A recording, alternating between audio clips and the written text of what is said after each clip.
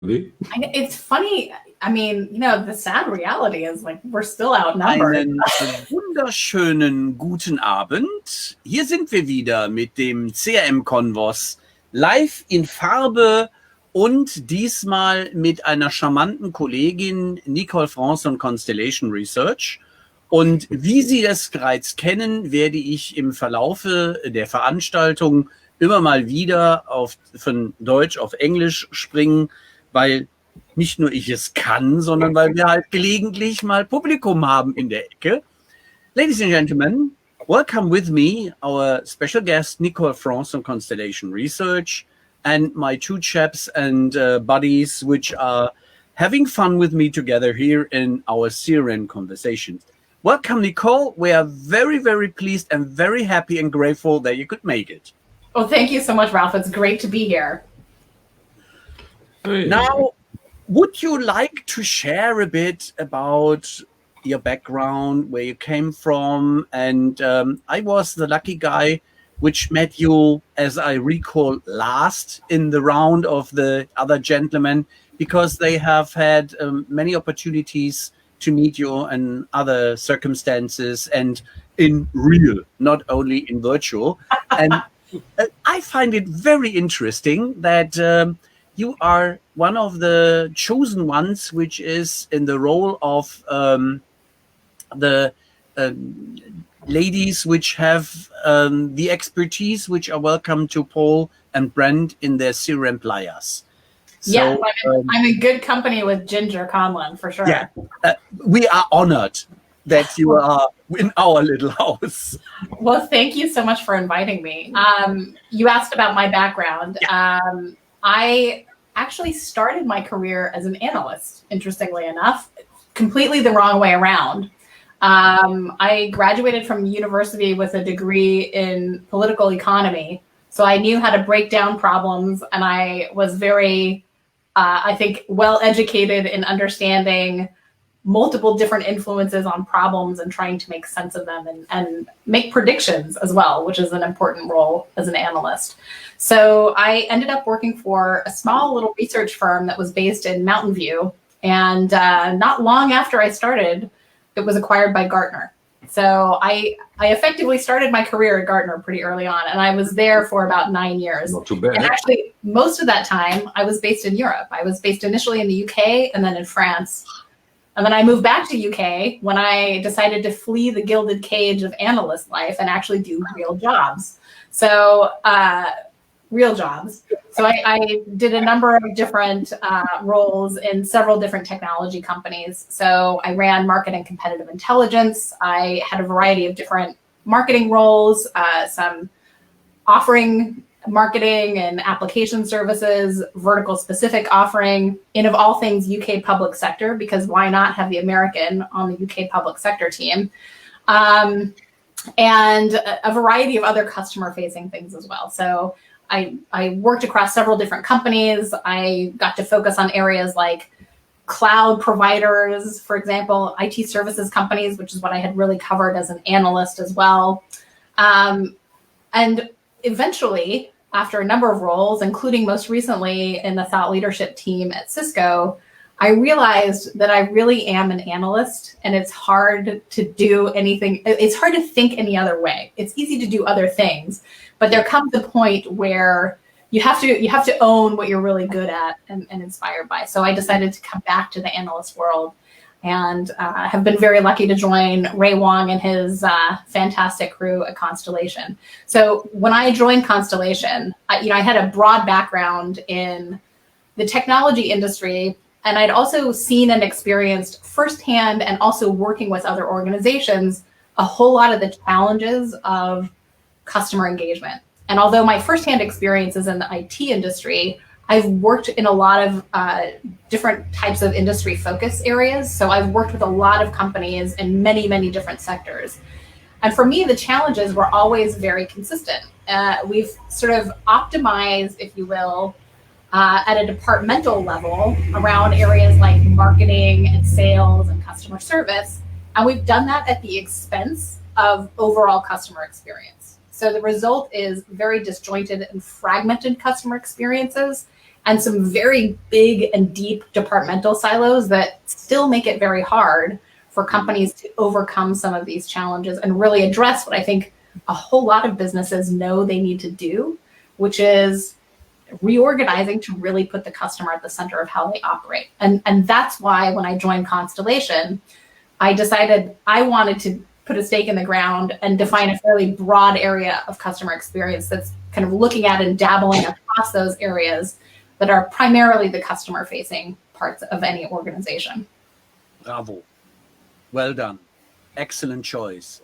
And Thank you. Congratulations on the part. Yeah, well, I'm that nerdy guy with the bow tie, with have the professorial look. The touch is honestly that I have not known about your different roles and your former life.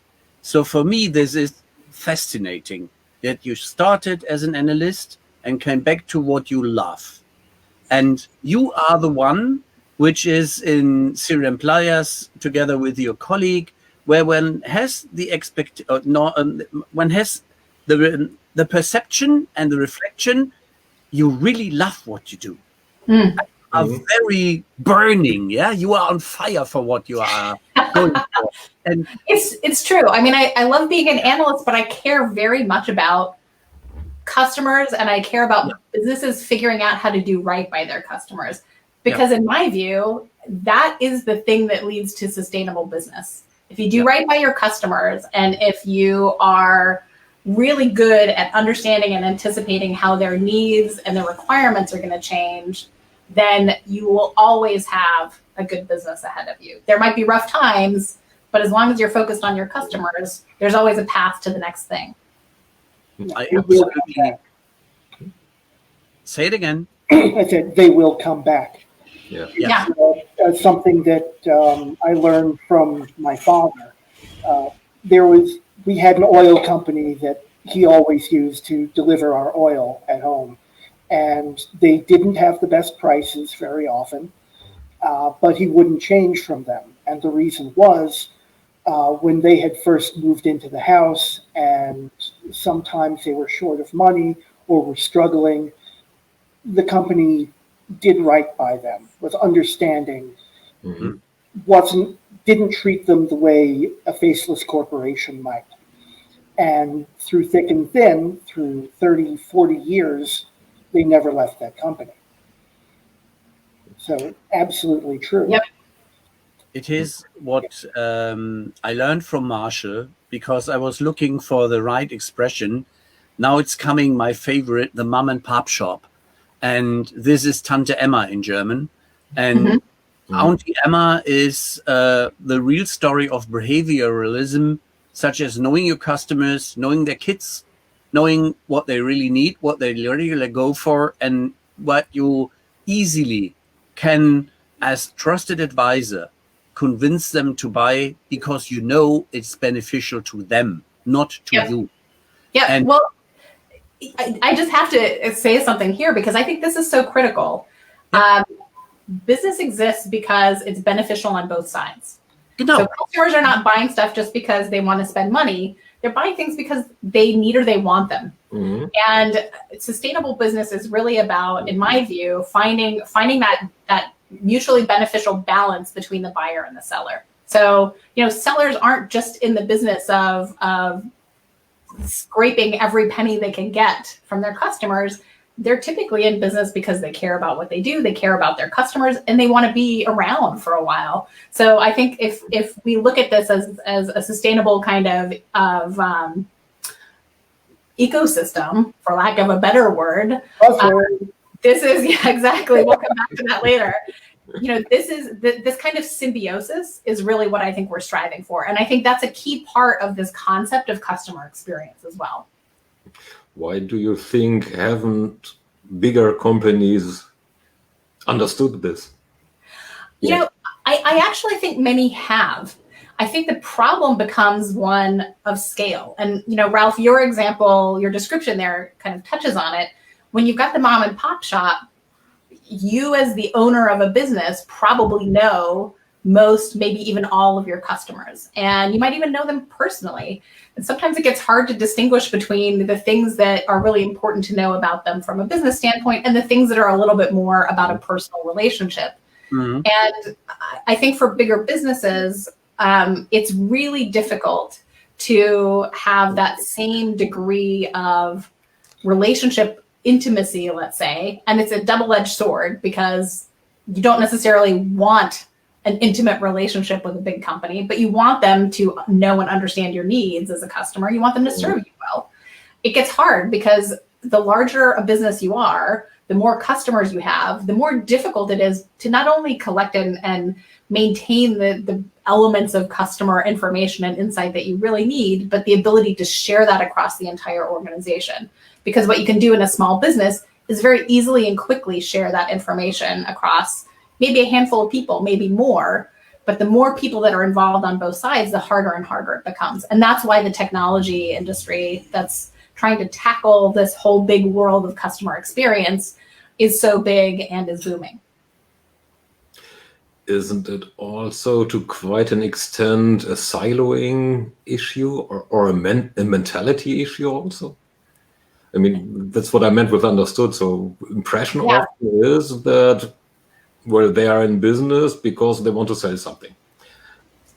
They are. And I think, part of the reason that silos exist is because we have different departments, and we have different departments because we have different teams of people with different roles and responsibilities. And hopefully we're all working toward the same objective, but we have to have these different roles and responsibilities because there are a whole lot of different things that need to get done. And the skills that are required, the way that you manage those people, the way that you compensate them, the way that you set up their incentives and the way that you support them are very different from team to team and department to department. So from an organizational standpoint, it makes sense that we have these different groups. The challenge is, how do we ensure that we have the positives of those different groups while eliminating the departmental siloed mentality and siloed data and systems that don't really integrate and interoperate effectively? Because those are the things that ultimately become very big borders and boundaries that lead to this fragmentation of customer experiences. And, not just inconsistencies, but often really negative customer experiences, because if you can't understand and predict, you have little assurance that you're going to get the right outcome. No, still that means that organizational structure and process structure in this company doesn't really match. Even the incentive structure probably doesn't even match. So apart from any system that cannot solve these topics, and apart from our script that we already deviated before question one, by the way, what do you think can be done in order to lay the organizational foundation for implementing any structure of systems that then can support that? Yeah, this is the fundamental question. And I think that what is fascinating about this is that you can't talk about this in any effective way without talking also about culture, because it's not just about process. It's not just about tools. It's not just simply a question of organization structure. It's really a culture of how people work, how people understand what their roles and responsibilities are, how they perceive their mission. And so I think that it's also important to recognize reality, which is we live in an imperfect world. If it were perfect, we'd all have some fantastic models that would function amazingly well, and we wouldn't be having this conversation. But reality, unfortunately, is a lot messier. And it's almost never starting with a blank sheet.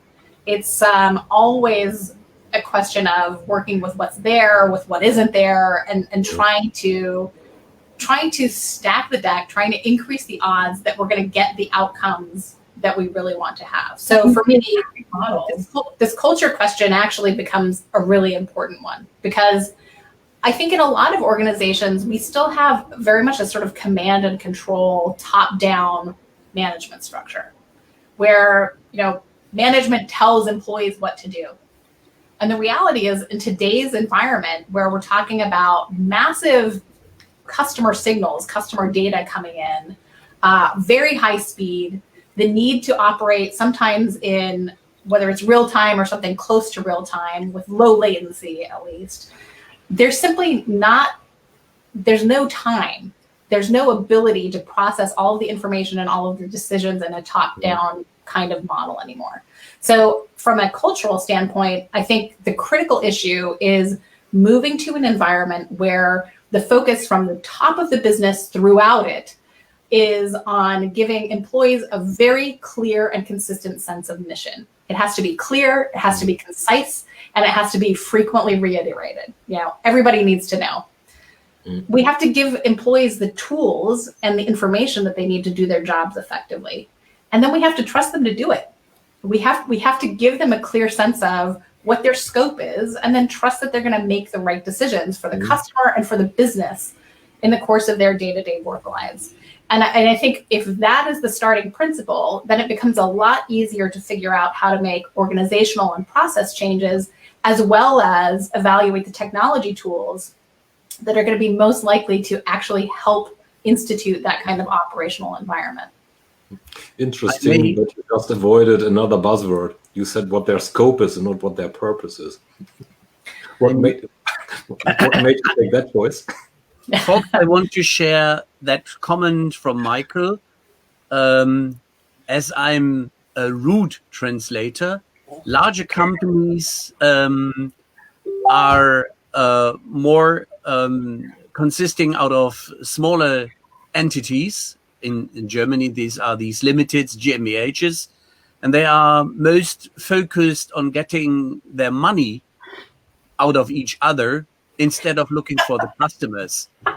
This is a pinpoint from somebody who is working for a very large organization and knows it very, very well, where yet say, where's the beef? They are very greedy and focused in catching money from each other and from their customers, and not really focusing to make customers happy.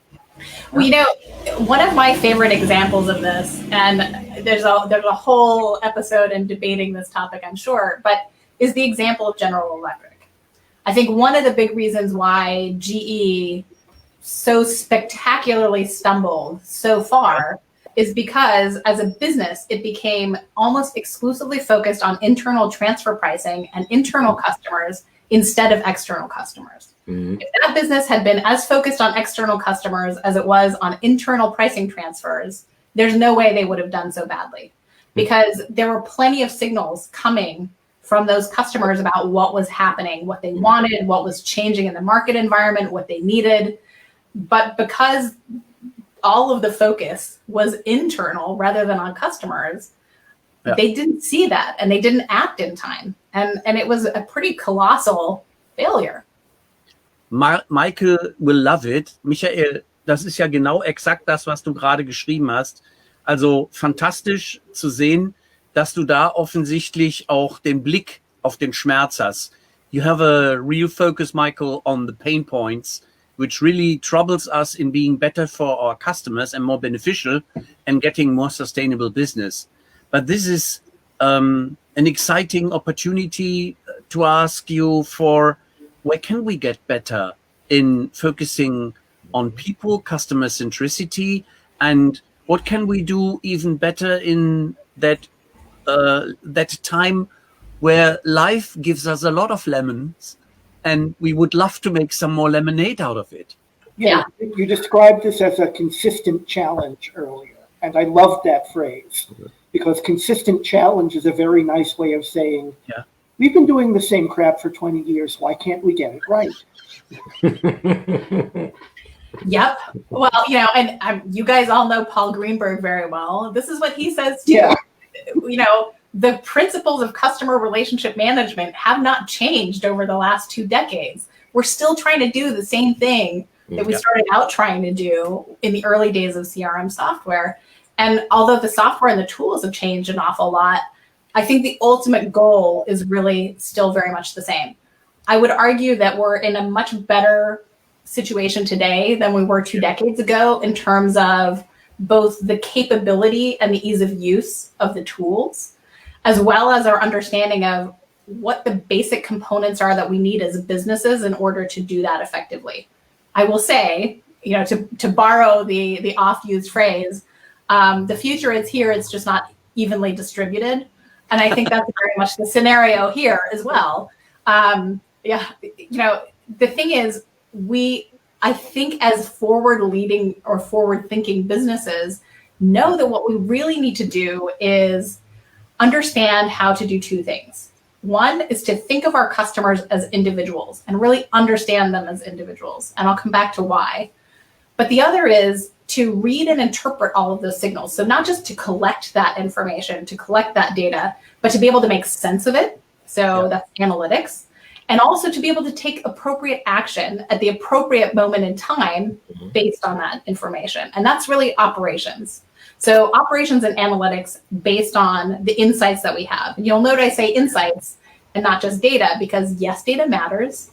Yes, quantitative data matters, but so do things like qualitative insights, and particularly some of those little nuggets, those gems that come directly from the mouths of our customers, unprompted and verbatim. So one of the things that I think we've gotten in this world of lemons that you can really turn into lemonade is understanding the importance of customer service. Customer service always matters. It's arguably one of the big things that has the most significant influence on customer experience, or a customer's perception of their experience with us as businesses. But it's also a really critical source of customer insight that is often overlooked. And we're not just talking about trends. We're not just talking about, there's clearly a problem with this particular product because we keep getting all of these, customer service requests because something's not working. There is so much that comes verbatim from customers that is good and bad and really insightful in those conversations that most businesses simply don't have the capability to feed back, whether it's into the marketing organization or the sales organization, or often, most importantly, the product organization. So these are the kinds of things that I think companies are really beginning to understand. It's how do you take this and make sure that you're putting it everywhere that it needs to go in the organization. Coming back to this idea of looking at customers as individuals, this is a really big hot button for me. I have quite a few, but this is a big one because it goes right back to some of my firsthand experience in marketing. I think one of the really big challenges that everybody in a business, especially a large business, has is understanding when generalizations are useful and when specifics really, really matter.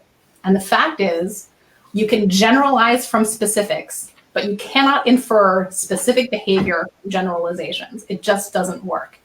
And so I think part of the challenge at scale is that we've got a lot of trends. We can see a whole bunch of customer behavior trends. It's often very, very difficult to associate those trends with individual customers and to understand what an individual customer's path or journey or set of behaviors over a certain period of time actually has been. And when you can do that, that's when you can make some really useful and compelling generalizations that ultimately are, for example, your most valuable customer segments, because that's what gives you the best insight into what makes these customers similar and how do you approach, whether it's communicating with or engaging with them or serving them and anticipating their needs, or making sure you've got the right propositions and offers for them. And this is one of those areas that I think we are starting to see some real innovation and movement forward in. And what's fascinating to me is that it is absolutely about the technology and how you do that, but it's also very much about changing thinking within an organization. And we're starting to touch here on the category, the messy, completely convoluted, totally muddy category of customer data platforms. But I think what we're really talking about here is customer data infrastructure and the ability to understand and make effective use of customer data in all of the places where you really need it. So what makes a customer data platform as a topic so tacky? Well, you cried for it, right? I know. I shouldn't have held back. It was just brilliant. how you got yourself into a certain kind of trouble. I know, I did. Well, as you guys probably know, I love it. Another fate. I stepped right in it. Knowing, I With wrote a blog dynamic. post. I wrote a blog post about this a while ago about why I'm a CDP skeptic. Yeah. I think, again, kind of like going back to CRM, if you put the words together of customer data platform, it makes a lot of sense. Unfortunately, the reality of what's available in the market is anything but sensible. And it's really confusing because you have so many different offerings that do so many different things, many of which are not direct comparisons. Yeah. And so I think the biggest problem is that CDPs really come out of the marketing world and were designed to help marketing organizations deal with first-party customer data. And that was it. And there's nothing wrong in supporting marketing in that mission. The problem is that you also need to support the rest of the organization, and they weren't designed to do that. So that's one big problem. The term platform also becomes a little bit problematic because in a lot of cases, what we're talking about is replicating vast amounts of data that are already somewhere else. So that is also a very big and potentially very expensive problem. And I think another part of the challenge is, you've got both volume of data, you've got scale issues in terms of the performance of some of these things. And then you've got the reality that many of them are designed to meet specific kinds of use cases. And those use cases are certainly worthwhile in most cases, but the platforms themselves are often not flexible enough to extend to other use cases. And that lack of flexibility actually becomes a really big problem as organizations try to get better at doing what I just described and sharing customer information appropriately and preferably in context to the different parts of the enterprise or organization that really need to make use of it. What I do observe, to take one of the statements you made in service, and that we do not listen enough to really get out of the conversations with our customers the gems of information which are ducked and covered by a lot of shit which is around them, so that we really miss the point when we had it in our hands to make it better from the process, from the product, from the service, if we would have properly listened. Yep. And this comes to the point that as we seem to be not carefully listening enough, would a little technology be a helper in status of AI to make us listen better? I think you're absolutely right. And there are, in fact, some good conversational AI tools that exist in the market that are designed specifically to take call information and analyze it and make sense of it. And I think these are tools that are just beginning to really hit the mainstream that are incredibly valuable. And they're different kinds, right? There are some that are actually very well tuned specifically to voice conversations because it's a different type of interaction. It's a different type of pattern of communication.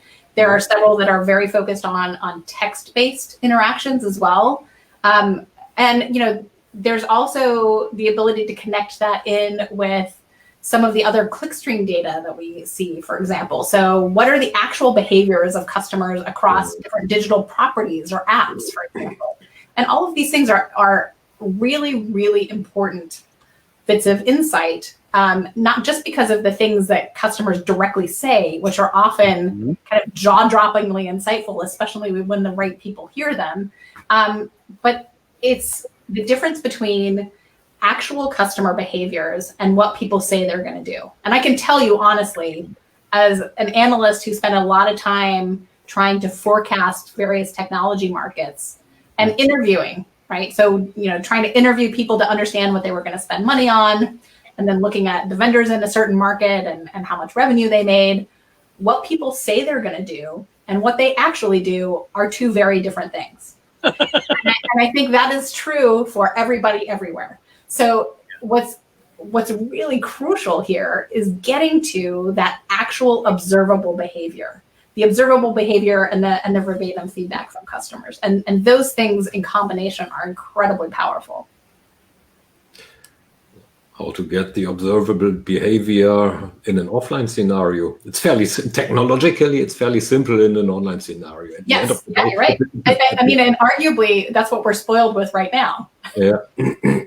So it's getting tough if you are trying to, have Thomas walking through whatever aisles, a set of aisles in whatever supermarket, seeing what he looks at, what he touches, and what he puts back.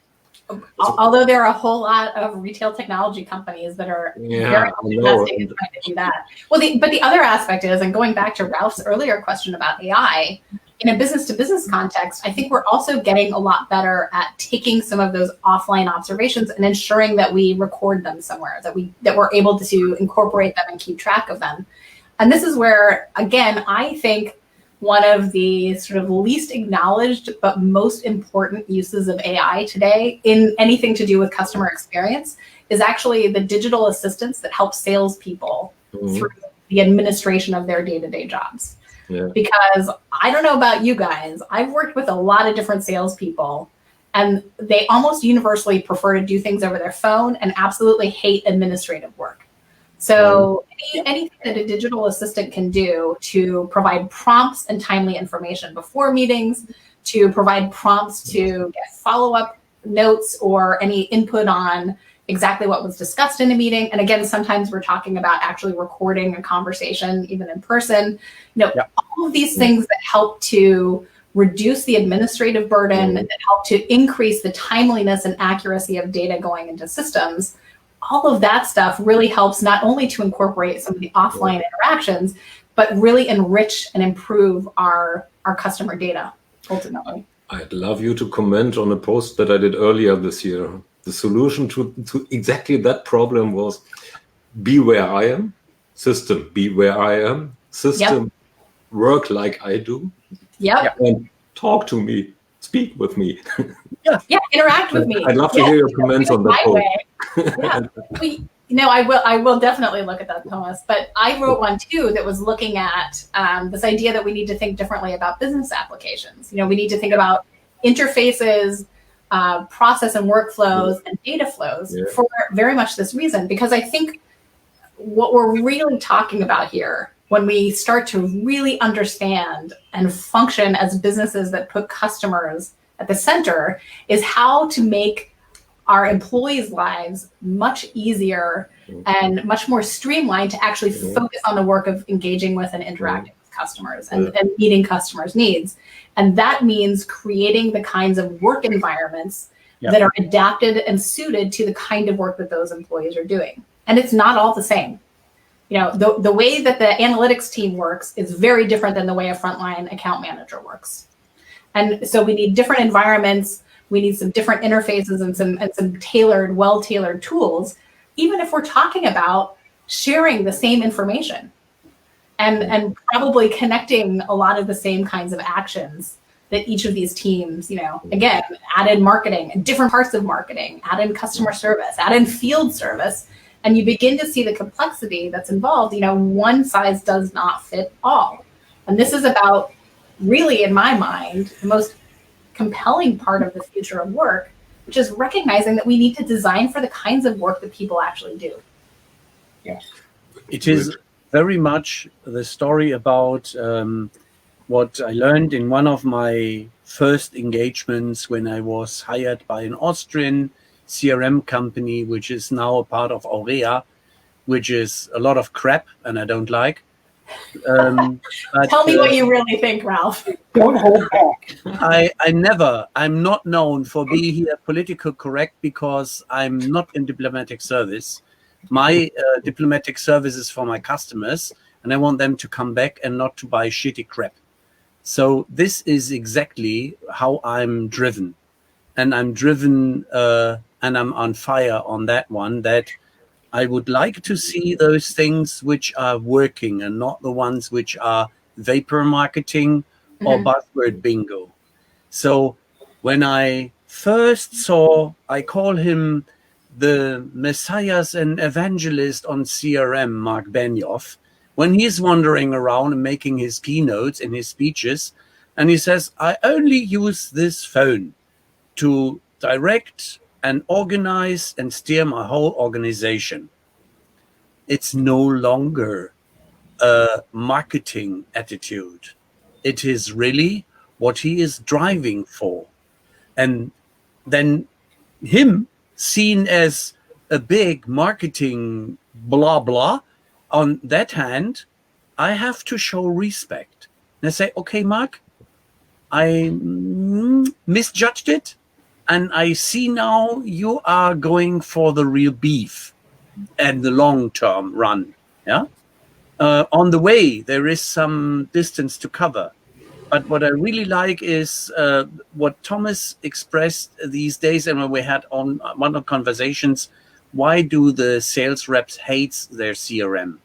And what do we have in technology in the stack that make them love their systems again? And this you answered very nicely. And this is why I was very keen in last year and joined as an advisory a very small startup in the area of Mannheim called Aliru.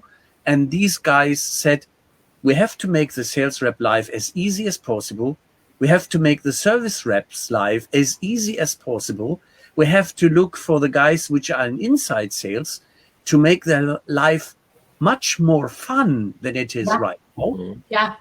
And from the getting customer feedbacks and get them properly into the system so that everybody has the same view on the customer, then some of the theoretically idea of CRM is coming true. And it's like magic, Simon. What I draw comes true with these magic pens. Yeah. You know, it's interesting because I have a blog post that I have been trying to write for far, far too long. And now that I'm talking about it, I'm going to have to actually write it, hopefully this week. But the basic idea is the days of the hard seller are over, or at least they should be. And the reason for that is we have the tools to support salespeople to focus, help them prioritize and focus on what's most likely to respond to genuine customer need. And we also have the ability to collect and synthesize signals coming directly from customers to give us a really clear sense of whether this is a real potential opportunity or not. And it isn't about, you know, forcing customers through the funnel, cranking them through it. I mean, this is ridiculous. It always has been. But we don't need to think about those kinds of models anymore, because what we can think about instead is understanding where we get really clear signals from customers that we can interpret accurately, and we can help our salespeople, whether they're inside sales or account managers or any other type of salesperson, to understand the context of the customer, to ask the right questions, and to engage them in the right way at the appropriate moment in time. And hopefully, we've also been able to use those signals to understand that we've got really good, you know, the classic product market fit, you know, so that we're selling customers something that they want and need, and we understand that also from these signals, as well as from the interactions that our various sellers are having with those customers. So this isn't a question of trying to force someone through a pipeline to get them to close so that I can make my numbers by the end of the quarter or the end of the week or whatever it might be. This is really about meeting the customer's needs, but doing it in a way that is, again, mutually beneficial. Still meets my needs too, but I'm focusing on the real opportunities, not trying to twist somebody's arm behind their back to make them buy something. It's empathy for the customer. It's empathy for the employee who's looking for the customer. That made me invent empathic CRM, and that made me construct. Yeah, you are laughing. So but no, it makes sense. In Germany, but I know that I have the right crystal ball and that I foresee a lot of stuff, but nobody listens till the moment when the shit is hitting the fan. And I said, "Hey guys, 3 years ago, remember when I did that speech on that? Oh, funny enough, you were laughing, me not. I knew that you are in trouble right now." And this is why if you're a good sales coach, I'm not. I try to earn my money on that, and I'm starving. So, but I invented, together with some knowledgeable people, one is called Desiree Moyton, a training called the Sales Brain, which is going to the limbic and the understanding of what the brain tells us from the good old Neanderthaler. So Homo sapiens in his core needs, and how to make him happy, and driven this in technology. I would like to go back to one of your statements, such as if you would recommend a non-existing customer who is just now listening and watching, what would be your favorite digital assistant you would recommend and go for? Oh, geez, that is a tough one, because I think make it as easy for you as possible, as you mentioned the buzzword digital sales assistant. I did. I think the easy answer is whichever one integrates nicely with what you've already invested in as your systems, because this is one of those areas where you really want this to work smoothly and effectively. And honestly, a lot of the big enterprise software companies have their own versions of this. There are some that have varying degrees of capability that come with some of the sales performance management applications. And there are various of those that are again targeted to different kinds of selling roles. I think the capabilities are getting better and better. Not all of them are voice-based. Some of them are. A lot of them leverage the native voice assistant on your phone, for example. But it's the logic behind that gets to be really important and useful. So I think there's a lot that's interesting. I honestly, SAP has Copilot. I know Oracle has a digital assistant that they've been working on for a long time. Certainly Salesforce has one. Salesforce has for a long time some of that stuff, and so has Microsoft, and so has But so they're all over. I think the thing is, start using it, because the other thing that happens, and this is the classic use case with AI, the more you use it, the better it gets. Bingo. And I just want to mention one of our hardcore fans, Winfried. As always, he is going back to that, what you meant, we chase the customer through the funnel and hit him as hard as we can to really not fall in love with that, but to really get to the point that he said, oh my goodness. Yeah, and what LinkedIn is, for instance, doing with us is not the attitude I would expect an AI affected organization, such as we experience a new social setting with hardcore attitude and retargeting as a worst case version of digitalized hard selling. This is shorthand for how to totally and completely piss off customers forever. I love your language. Please, more of this. This is my talk. Have you one? You're taking Ryan's role right now. No, I am completely. You guys know Brent and Paul. Brent Leary and Paul Greenberg on their show have pins, protect the identity, not the stupidity, where we all get to share our various examples, because let's face it, we all have many of them of really poor outreach through social channels.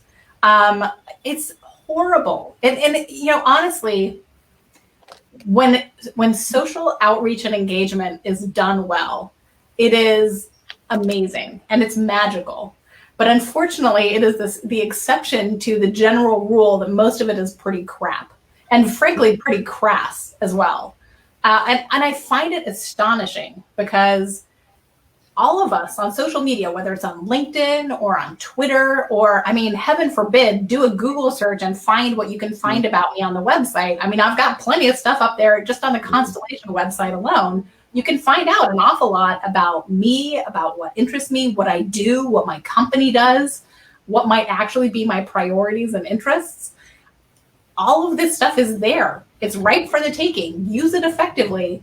Don't send me something stupid. And yet this is exactly what happens. And, one of my favorite examples is my partner and I were at one point going to buy a large apartment building, certainly larger than we had ever had direct experience with before. The deal didn't end up happening, but when we thought it was going to go through, I started researching apartment management software. Totally interesting tangent, by the way. But I ended up going to several different organizations wanting to understand more about their offerings and their pricing. Let me tell you, the impossible task has been getting off of their contact list. So the deal didn't go through. We did not end up buying an apartment building. We do not own an apartment building. We have no need for apartment management software. And I have explained this numerous times in painstaking detail. I still get emails years later from people trying to sell me apartment management software. I don't know how to be more clear as a customer to signal that I'm not actually a customer or a prospect. I have zero interest. I don't need it. Leave me alone. But I can assure you, if I ever do buy an apartment building and want some apartment management software, there are several companies that I will most definitely not be doing business with. Yeah. Talking about exactly that type of scenario, use my data and use it properly. When does helpful become creepy? I think helpful becomes creepy when you make assumptions that you don't test. Because, okay, so here's my sort of thought experiment. If you were to translate that into the physical environment where you have a store that I walk into, you're going to immediately make assumptions about me when I walk through the door. But the difference is you're going to ask questions. You're going to test some of those assumptions before you act on them. And we do it in such a way as, in face-to-face interactions as humans, because it's hardwired. It's how we operate.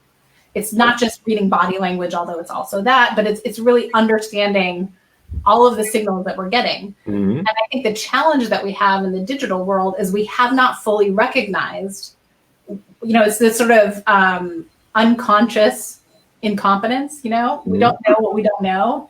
And as we get better, we start to figure out the things that we don't know. So we can see a lot of these signals. Now the problem is we have to get a lot better at understanding how to test the assumptions we can make from those signals. And that happens in a variety of different ways. Sometimes it's asking a direct question. Sometimes it's making a suggestion and seeing what the response is. There are lots of different ways of doing this, but constantly testing the assumptions that we're able to make based on the signals that we have, I think goes a hell of a long way to avoiding creepy and actually being useful. But you have to keep doing it. It's not one and done.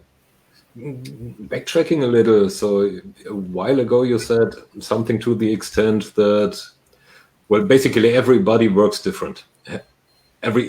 In their roles, has different expectations, needs different UIs, which nicely ties back into this ongoing wheel that we do see from point solution to suite to point best of breed, point solution, back to suite, just in a different way.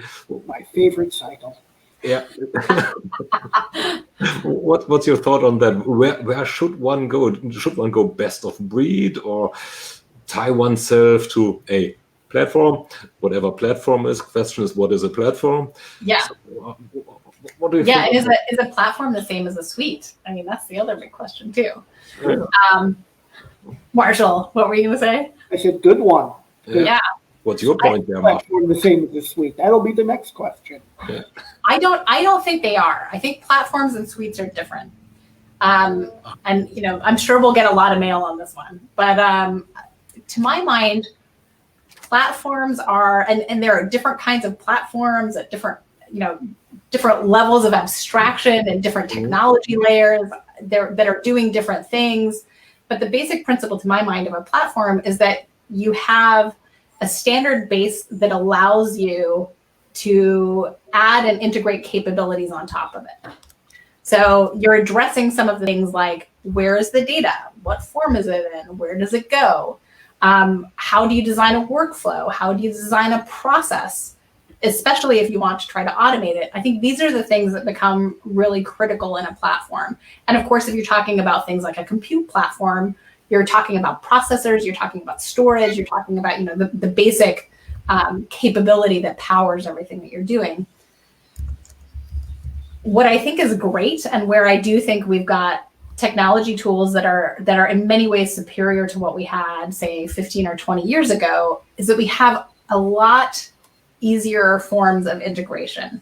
APIs certainly, and sort of the API first sort of development mentality helps tremendously. It doesn't address every problem by any means, and it creates other problems as well. But in that sense, I think it makes it a lot easier to cherry pick where you've got specific capabilities that you really want something that is very well conceived and designed for a very specific use, but that needs to fit within a larger operational context.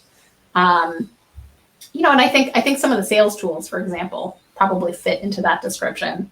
The problem becomes when you've got stuff that really is not designed to work happily within that type of environment. And I think that's one of the issues. And certainly if you were to talk to my colleague Liz Miller about this, I think she would be pretty adamant about it as well. That's part of what's happened in marketing. A lot of tools have not been designed to operate within an enterprise technology environment. And so they don't. And they make it really hard. They make it really hard to pull out data. They make it really hard to integrate operationally to other applications and other parts of the business. And that becomes a really big problem. So I think, in a sense, if you want to move quickly and you want to move flexibly, you want to go more for that kind of platform suite sort of dynamic. And there, I think what we're talking about is broad sets of functionality and capabilities built on a platform that can still integrate with other outside applications.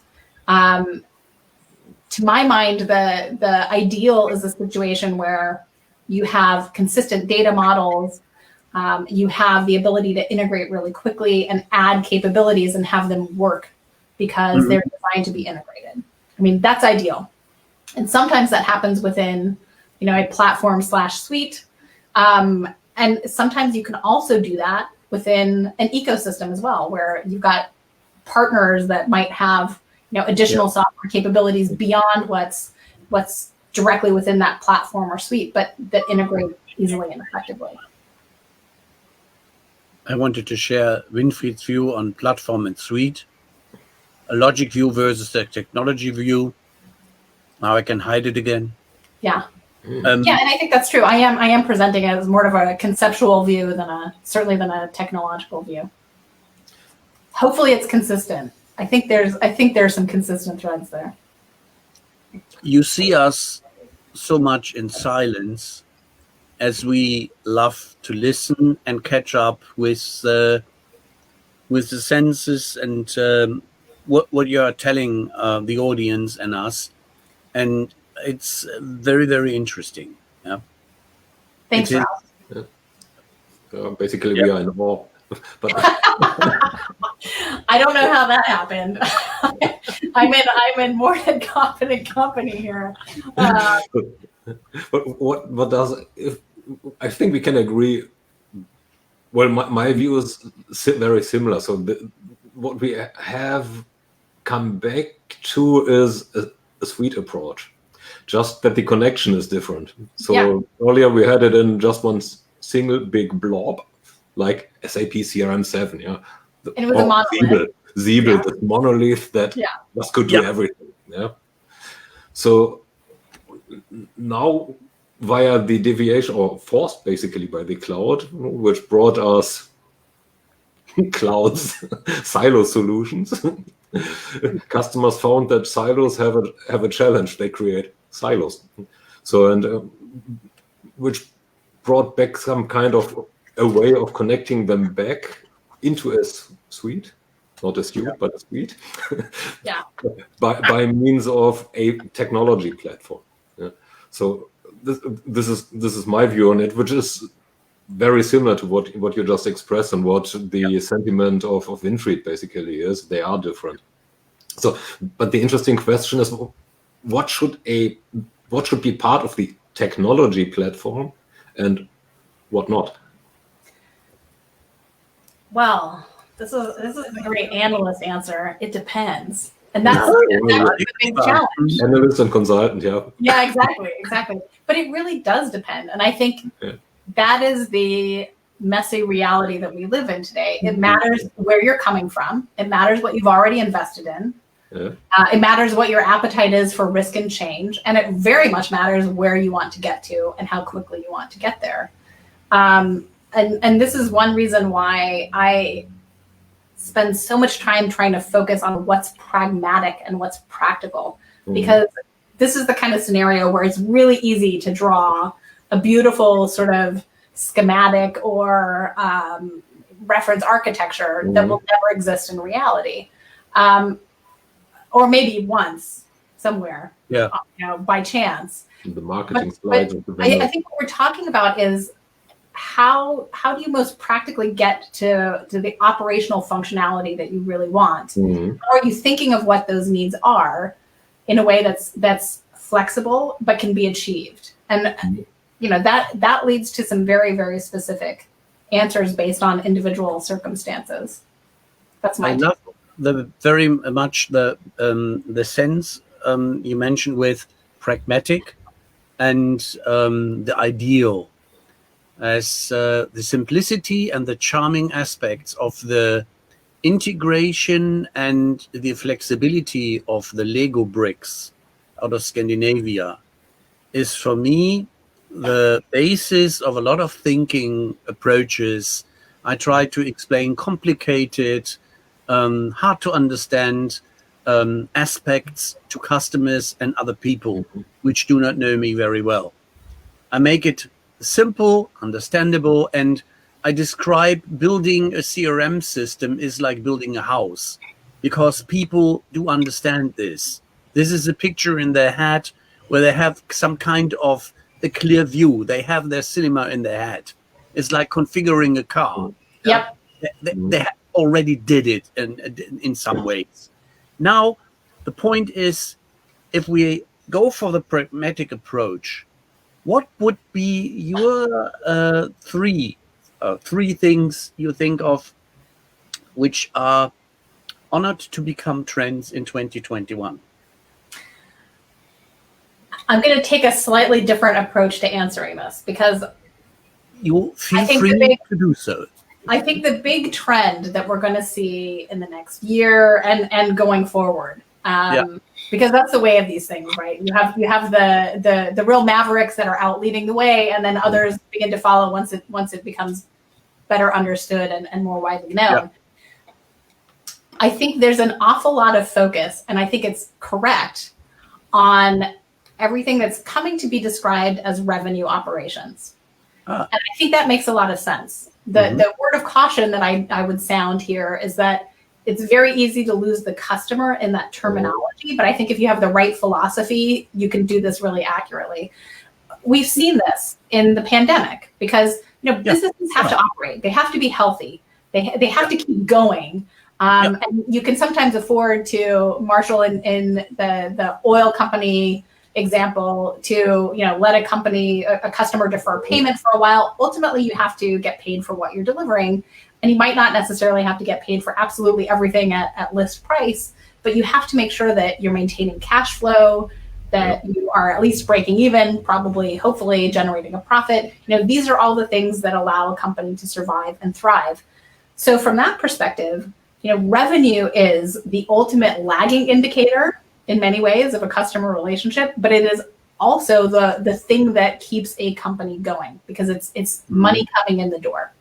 And I think what we've seen in the course of the pandemic is that companies that have had really good visibility into what's happening with their business in something close to the timescales in which sales are made or deals are done, have much greater flexibility to do that, to be able to do things like make trade-off decisions between profit and cash flow, for example, which I think has been a really, really big one.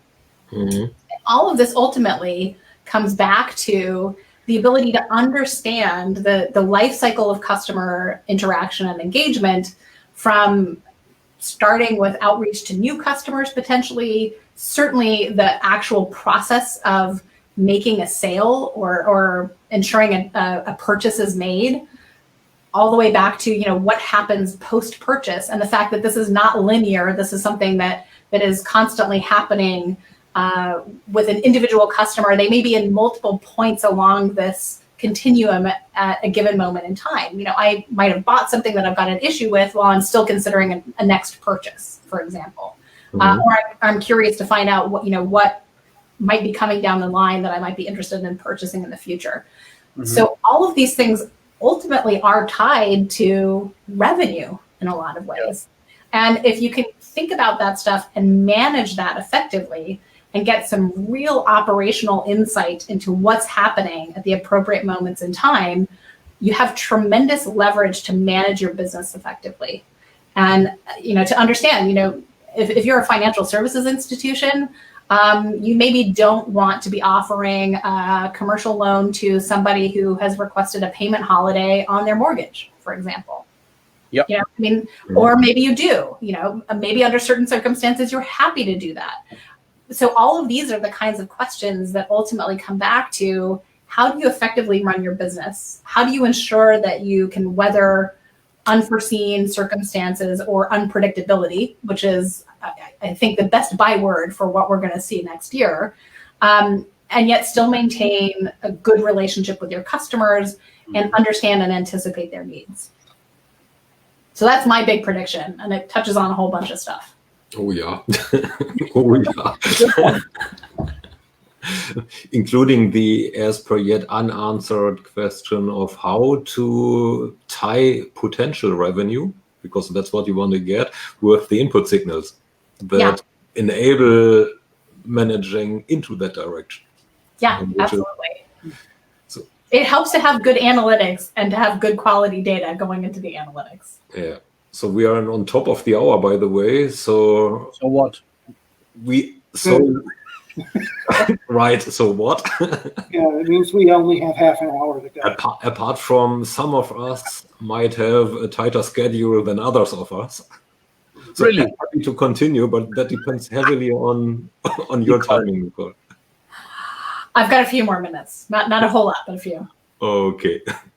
We enjoy very much this few more minutes. Well, I have to say thank you guys, because I'm enjoying this as well. I love the questions. I love the commentary, and I love getting to share our thinking, because I think we do come at this from very similar perspectives. Yeah. Agreed. And I hope he's getting some value out of this by watching. Yeah. You guys are out there, right? Now, let us know. the aspect is that if we are sharing thoughts and we are sharing these with paying customers, it's always a bit different than if we are under each other or in a similar setup. And we have had our experiences, and we are teasing, not in a negative way, but we try to point out where we observe similar perspectives and aspects.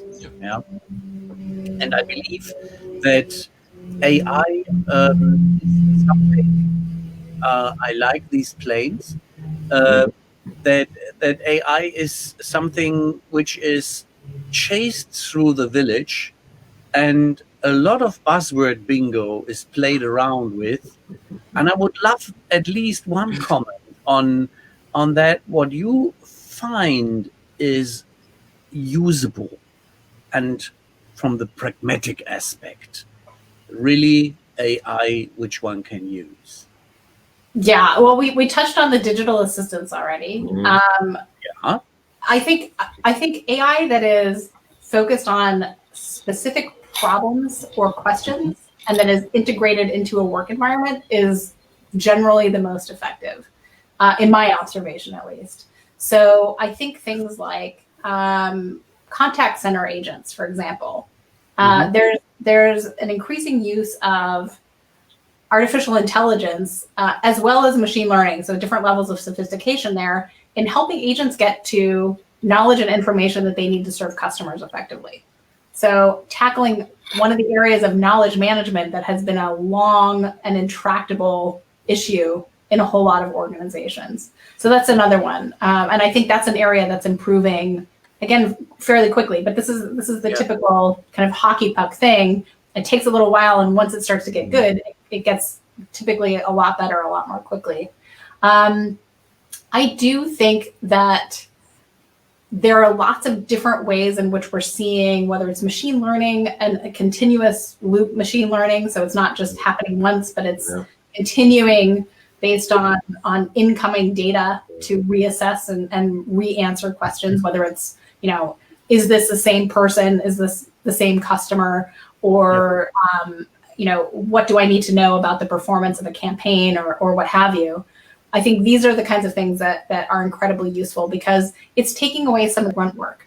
I was at Adobe Max, the virtual summit, not too long ago, and I was really intrigued by the way that they talk about Adobe Sensei in the context of Creative Cloud, because what they're really saying is, hey, think of Sensei as the assistant that's doing the grunt work for you. So, go and recolor all of this as I've just done in all of these assets, for example.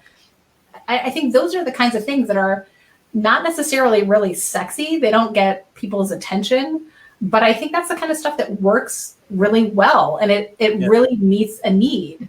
We're seeing it in equivalent, essentially replacements for IVR in contact centers as well, and I think that's getting better and better. It's expensive, but it's got a lot of potential. So it's these areas where it's being put on very specifically defined problems. Bounded problem sets is where AI really does well. And I think a bounded problem set that matters, that's alleviating a pain point, that's where we see some really useful and valuable AI. And it happens across different aspects of the work of customer experience. Even bots, I think, are getting a little bit better at this. Don't get too fancy with that stuff. Escalate quickly is my advice. But, it certainly can be used to very good effect. What really gets my back up is when you start talking, and inevitably you'll hear it in presentations, like, oh, customer experience AI. Really? Explain to me how AI is going to define really great customer experiences. The other one that I'm honestly pretty skeptical of, and if somebody wants to show me a compelling example, I'm all ears, is sentiment analysis. I mean, honestly, people are bad enough at sentiment analysis. Why do we expect AI to be really good at it? Intent is probably a more accurate description of what we're identifying there, because people are explicitly saying it and the AI can pick up on it. But maybe I'm splitting hairs there. I don't know. Well, it's fascinating how easy it is to get you passionate. See, I'm a born analyst, Thomas. That's why I came to it. True, born analyst. In the interest of your time, I think we leave those remarks that you just brought forward as the famous last words of this conversation. Excellent. We'll have to be more. Yeah, right. What do you do on the 12th of January? Celebrating my birthday. Oh, making dates already. Well, I had 4 days before birthday, so that would be a fantastic opportunity. If not, the other Nicole is saying, "Niet." Then Thomas is busy. He talks of my wife. Yep. And I have the curiosity question, what is the L standing for? My first name is Lee, L-E-E. Lee. Yes. Nicole, France. And exactly. Where have you been in France when you have been in France? Mostly Paris. That's where I've lived. Paris and Paris de, just outside of Versailles. Wow. Yeah. Okay, I just make sure that my kids do not listen to this episode because... This is some place. Wow, wow, wow. For me, Yeah, it's I wasn't simply, responsible for parler deux. That was my parents, but Paris was me. So the 17e. for me, it was with Séduisie Annuel Bull. It was La Défense. When it I was worked there. I know it well. Les Immeubles de Orly. Yeah, Le Parvis. Oui, Yeah, je connais bien. And funny enough, I was working at that time for Brits, for Systems Union, which is now Infor. Yeah. But it is interesting to go through history and see where there are some lovely places in Europe one would like to return at some time. It's Now, true. I very much appreciate your time. I found it extremely enthusiastic, empathic, and with a lot of passion, and very honest, which is in this world where we find a lot of, let's say, not only pleasant experiences, so fantastic that there are still people which have their heart on their tongue sometimes and which are very passionate.